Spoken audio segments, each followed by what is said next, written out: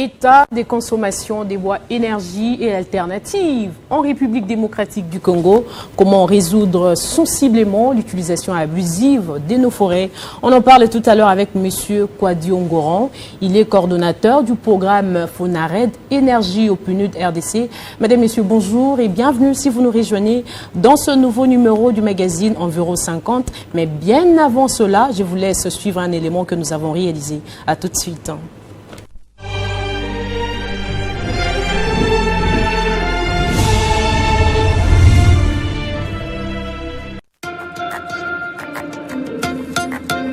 Le bois énergie est la première des énergies renouvelables qui désigne l'utilisation du bois en tant que combustible dans des installations domestiques, industrielles ou collectives.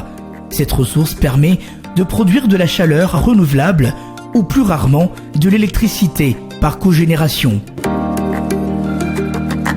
Les bois énergie est employé sous différentes formes: plaquettes forestières, produits connexes des scieries, produits bois en fin de vie, granulés, bruches, pour ne citer que cela. Ces combustibles à diverses origines: forestières, bocagères ou agroforestières, paysagères, pour ne citer que cela. Il est vendu à 4,8 millions de mètres cubes pour la ville de Kinshasa et de 200 000 mètres cubes à Kisangani et plus de 12 fois le volume officiel de la production nationale de bois. Plus de 300 000 personnes sont impliquées dans les secteurs de bois énergie à Kinshasa, soit plus de 20 fois le nombre de personnes travaillant dans les secteurs forestiers officiels du pays.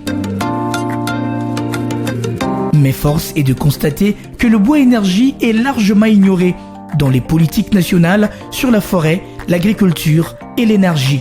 À ce jour, nombreux observateurs s'interrogent s'il existe de systèmes intersectoriels effectifs permettant d'atténuer l'actuelle surexploitation des ressources forestières et de promouvoir la production durable de bois énergie.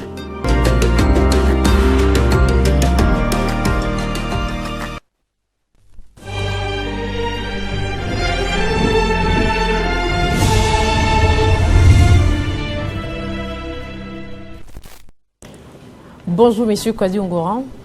Bonjour Kenny. Comment vous allez? Je vais très bien.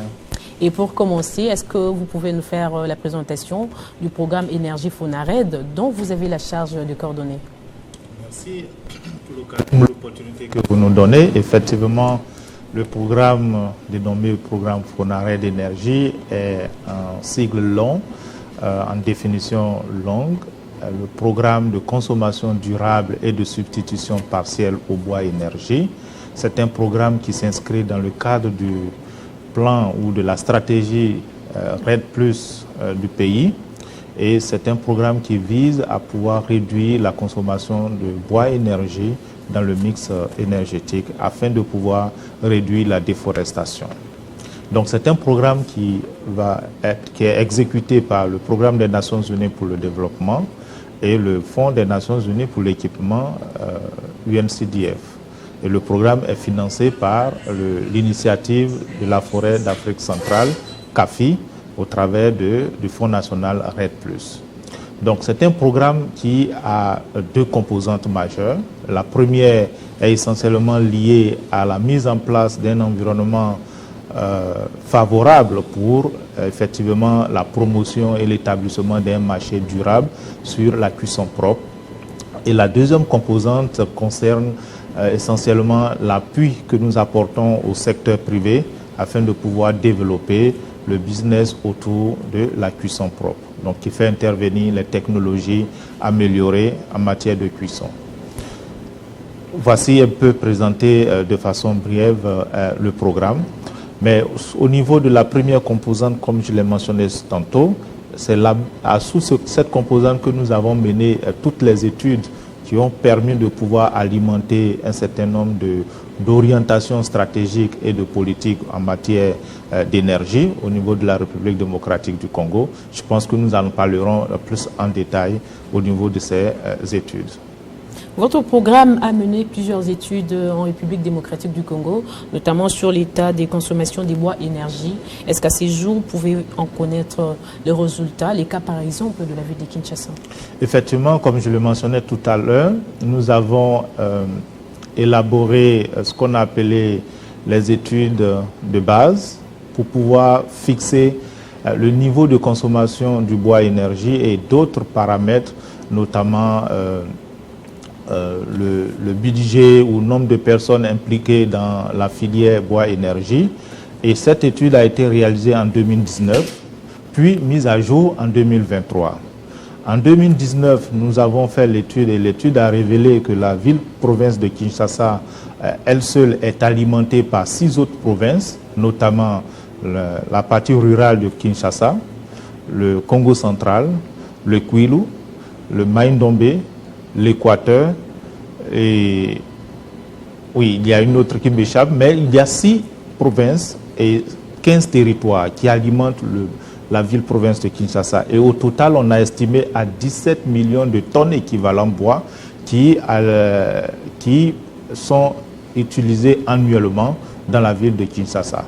Donc ce sont des chiffres qui sont tout à fait alarmants parce que effectivement la population de Kinshasa est très, augmente très rapidement à cause du taux de croissance et de l'urbanisation très accélérée au niveau de la ville de Kinshasa, ce qui fait que la demande en énergie, surtout en énergie de cuisson, va aussi suivre cette tendance. Et l'étude a montré en 2019, effectivement, que 13% du budget des ménages était affecté à l'énergie, donc l'énergie de cuisson. Et les études ont également permis de déceler qu'effectivement, c'est une filière qui engrange également de l'argent, énormément d'argent, parce que nous avons évalué à plus de 200 millions de dollars qui sont générés dans la filière bois énergie. Et il y a environ 340 000, autant pour moi, acteurs qui sont dans la filière sur le bassin d'approvisionnement de Kinshasa. Donc ce sont des chiffres qui nous parlent et qui effectivement ont permis de pouvoir initier un certain nombre d'actions au niveau politique. Et ces actions sont telles que nous avons pu soutenir le pays à pouvoir élaborer sa première politique nationale d'énergie, une politique intégrée qui prend en compte le bois énergie, mais aussi les autres formes d'énergie et notamment des énergies alternatives comme l'énergie renouvelable, le solaire et autres, pour pouvoir effectivement diversifier le mix énergétique. À cela, il faut également ajouter les trouvailles de cette étude que il y a effectivement des actions qui sont recommandées, je dirais, de manière à pouvoir, je dirais, mieux maîtriser la ressource et pouvoir réduire la source de production. Et parlant de la source de production, nous avons constaté que plus de 50% du bois ou de charbon que nous consommons à Kinshasa provient des forêts naturelles. 25% seulement proviennent des parties qualifiées savanes, et ce qui montre que le taux de dégradation de la forêt est tout à fait croissante. Et ce qui nous amène à prendre des actions.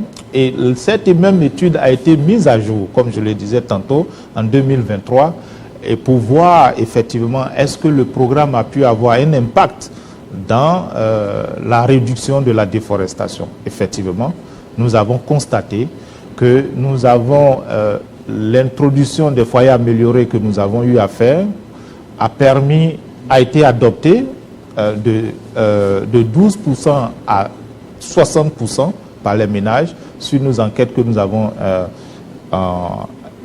avons réalisées. Et nous avons aussi constaté que le bois énergie a diminué en termes de consommation. Nous sommes passés de 97,7% à 90% en termes de consommation du bois énergie par les ménages. Et également le gaz de pétrole liquéfié, qui est une alternative, on en parlera sûrement, a été augmenté en termes d'adoption. Nous sommes passés de 1% à 4,8% Donc toutes ces actions montrent effectivement que il y a eu un changement de comportement et également ce qui a permis d'inverser les tendances en termes de consommation de bois énergie. Et figurez-vous, le dernier rapport a montré que nous sommes passés de 17 millions de tonnes équivalent bois à 14 millions équivalent bois en 2023. Ce qui veut dire que si nous continuons dans cette perspective en vulgarisant les modes de cuisson durable, eh bien, nous allons effectivement avoir un effet, un impact positif sur la préservation de la forêt. Et pour faire face justement à cette situation, quelles sont les alternatives que votre programme préconise et quels sont les avantages? Justement, nous avons, dans le cadre du programme, permis d'établir et améliorer le marché de la cuisson propre. Et en améliorant le marché de la cuisson propre, nous avons assisté des entreprises à pouvoir se doter des moyens techniques et le savoir-faire pour pouvoir vulgariser des foyers améliorés. Nous avons pu diffuser, permis à ces entreprises de pouvoir vulgariser plus de 150 000 foyers améliorés qui ont été adoptés. Et également, nous avons pu jouer sur l'adoption du GPL. Au total, sur l'ensemble du pays, je vais dire, nous avons plus de 60 000 tonnes de GPL qui ont été également utilisées dans le cadre du programme. Donc ce sont ces alternatives, les foyers améliorés, le GPL, les briquettes, parce qu'effectivement le programme appuie des entreprises à vulgariser, à valoriser les déchets, que ce soit les déchets ménagers, que ce soit les déchets agricoles, à des fins de production de briquettes en remplacement du bois énergie. Il y a également le biogaz que nous avons testé ici à Kinshasa. Un restaurant qui n'est pas loin d'ici a commencé à utiliser le biogaz et a réduit sa consommation de gaz et de makala. Et la consommation de makala a été réduite de plus de 90%. Le gaz qu'elle avait eu l'habitude d'utiliser pour ses cuisines également, par mois, elle utilisait 4 bouteilles selon les témoignages.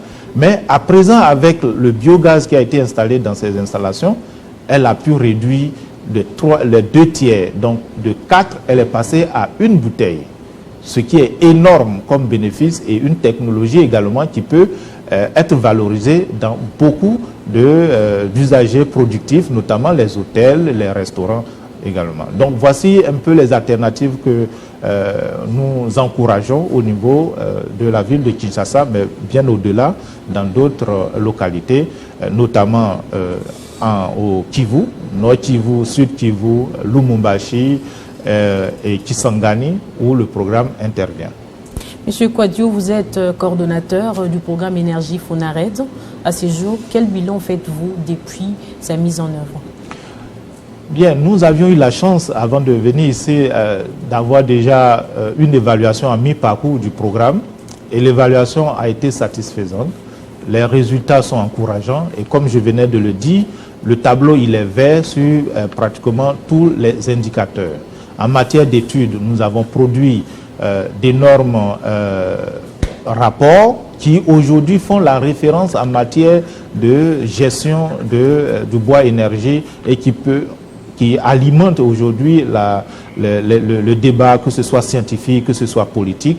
Et donc c'est une satisfaction et une fierté pour le programme d'avoir contribué à ce succès-là et à ce changement et à avoir mis au centre du débat en matière d'environnement et d'énergie la question du bois, la question de la cuisson. Autre élément important qu'il faut ajouter, c'est, comme je le disais tantôt, c'est d'avoir permis à ce pays d'avoir une politique nationale de l'énergie qui intègre la dimension bois-énergie. Et figurez-vous, l'objectif de réduire de près de 50% la part du bois-énergie dans le mix énergétique du pays est un avantage important et est aussi un objectif, je dirais, qui va concourir à l'atteinte des objectifs de l'accord de Paris ou alors sous les engagements pris dans le cadre de la contribution déterminée au niveau national. Donc pour nous, c'est encore une fierté. Une fierté également parce que nous avons permis à des centaines de jeunes, de femmes à se créer une niche dans l'écosystème de l'employabilité du secteur de la cuisson propre, parce que nous avons assisté des entreprises où des femmes sont leaders en matière de gaz, en matière de production de GPL, et c'est aussi une fierté pour le programme d'avoir contribué à cela. Revenons un peu en arrière. En quoi est-ce que votre programme est-il important et en quoi il est bénéfique pour le gouvernement congolais, non seulement pour le gouvernement congolais, mais aussi les communautés locales?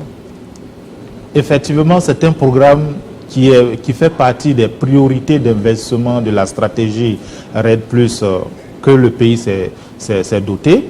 Et dans cette stratégie, il y a 7 piliers.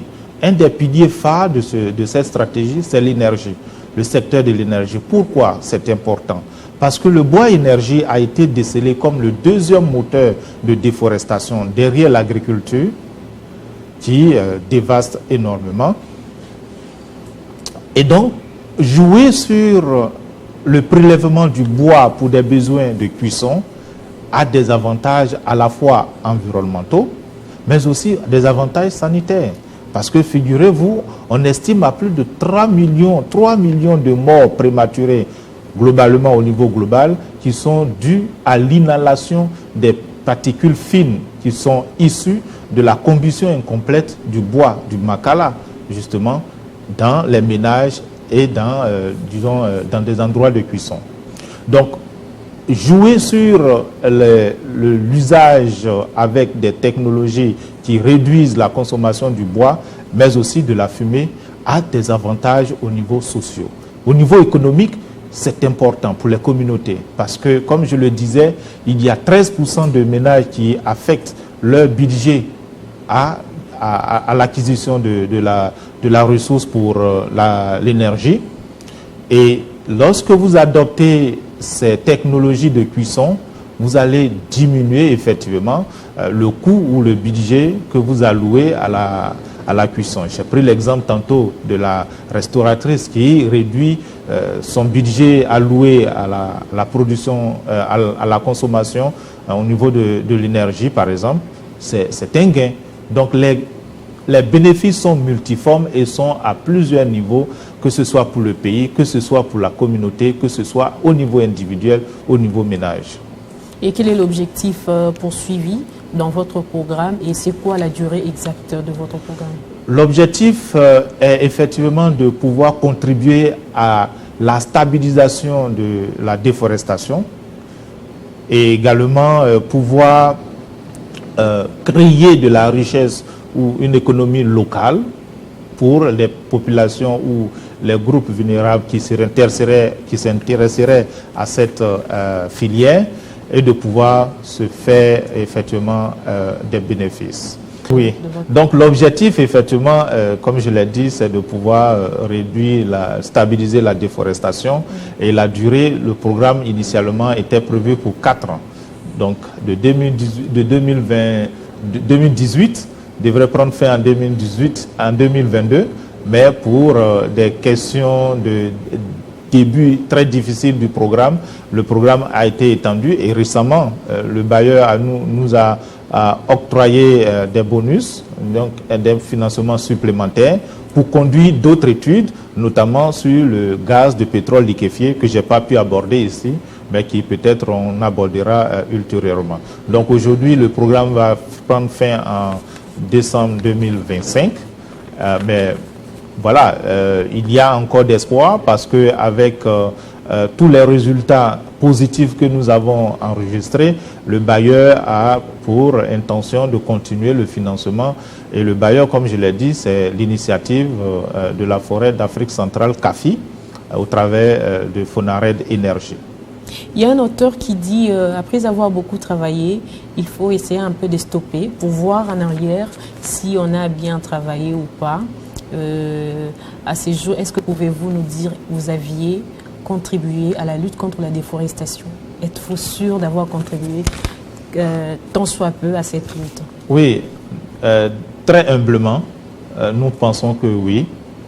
Au regard des statistiques que nous avons, des études menées par des centres de recherche de renom, avec la contribution des chercheurs congolais. Donc, ces statistiques c'est factuel et cela peut attester effectivement les efforts que le programme a menés entre le début du programme et l'évaluation faite en 2023. Il y a un grand changement. Aujourd'hui, on parle de plus en plus de la cuisson propre dans des agendas politiques, dans des agendas de discussions stratégiques, de planification au niveau national. C'est une fierté. Mais aussi, il faut le dire, on n'est pas tout à fait satisfait parce que beaucoup de nos objectifs restent encore à atteindre, notamment toutes les questions liées à la réglementation au sujet du bois énergie sont des chantiers très énormes à encore débattre. Quelles sont vos perspectives d'avenir afin d'arriver à réduire sensiblement l'utilisation abusive de nos forêts? Eh bien, nos perspectives sont de pouvoir passer à l'échelle. Tout ce que nous avons pu faire de façon, j'allais dire, au niveau de 5 localités, 5 bassins d'approvisionnement. Si nous arrivons à étendre ce programme à l'ensemble des bassins d'approvisionnement au niveau du pays, cela va avoir un impact important.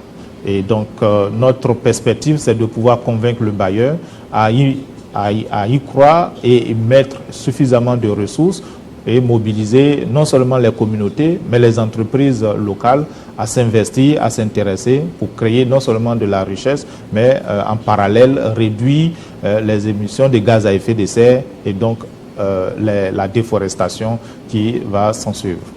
En résumé, qu'est-ce qu'aujourd'hui nous pouvons comprendre du programme Énergie Fonared? Oui, en résumé, il faut retenir que c'est un programme qui était un programme prioritaire, qui fait partie des piliers d'investissement de la stratégie RED+ du pays, et que ce programme a pu non seulement contribuer à l'atteinte de la réalisation du partenariat entre le gouvernement et CAFI, mais aussi a pu générer de la connaissance. Aujourd'hui, nous avons suffisamment de connaissances scientifiques qui est mis à la disposition du monde académique et même aussi des décideurs pour pouvoir alimenter et orienter les décisions à prendre. Donc, tout ce qui pouvait être comme information utile a été produite et pour contribuer effectivement à permettre aux décideurs de prendre en connaissance de cause les décisions idoines afin de pouvoir réduire la déforestation, effectivement. Monsieur Kwadi Ungoran, merci d'avoir répondu à notre invitation. Je rappelle que vous êtes coordonnateur du programme Énergie Fonared au PNUD RDC. Merci, c'est moi qui vous remercie. À vous, madame, monsieur, merci de votre attention soutenue. On se retrouve très prochainement avec les mêmes plaisirs.